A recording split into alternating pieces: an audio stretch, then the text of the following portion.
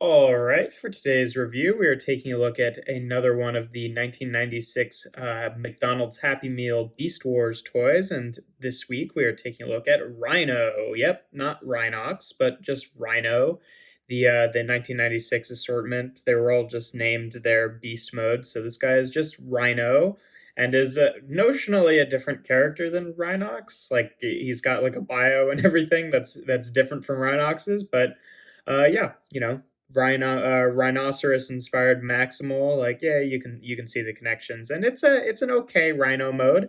It kind of looks more like a tapir than a rhino if you ignore the horns there, which is like, a bit more of like a pig like creature. Like, doesn't quite look like a rhino, but it's a charming little creature nonetheless. Here he is with Manta Ray, the one that we checked out last week, so you can see what they look like together. I'll just kind of, each week I'll add another one to the assortment instead of showing them all off with every single one every single time. But yeah, articulation wise in this mode, all of the rhino legs are on swivels here, so you can move them however you like, except these two are on a connected piece, so they can't actually move independently. And that's about it. Not really a whole lot there. It's got some nice rhino texture going on here. Not too bad. Transformation of these guys is always quite simple.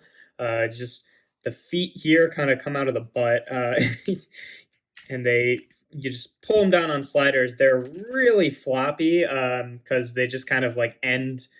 They're like slide on a pin and then just end to the top there, and there's nothing really like holding them in place really. Like, they click up, but they don't. They've got quite a lot of wiggle room. And then the back rhino legs you can just fold to the back.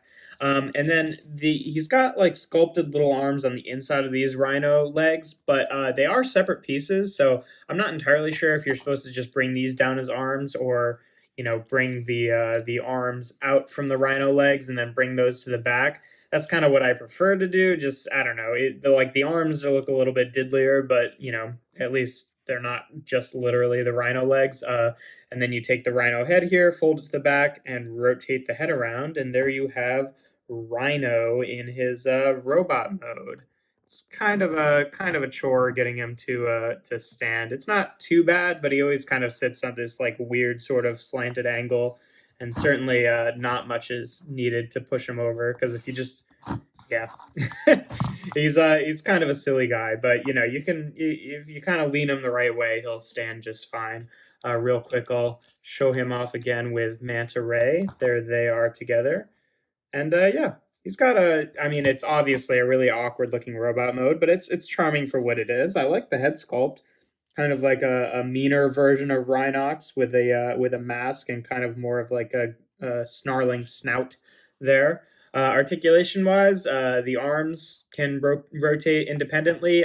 If you have them like attached to the rhino legs, the front rhino legs, then obviously they have to move in tandem, because this is the piece that is connected. But if you have them separated, then they can move independently, and then the head can rotate, and then, I mean, the legs can move, but they don't hold any position. So if you could get them to balance in a way, like, yeah, that's there he is in a walking position. That looks totally natural.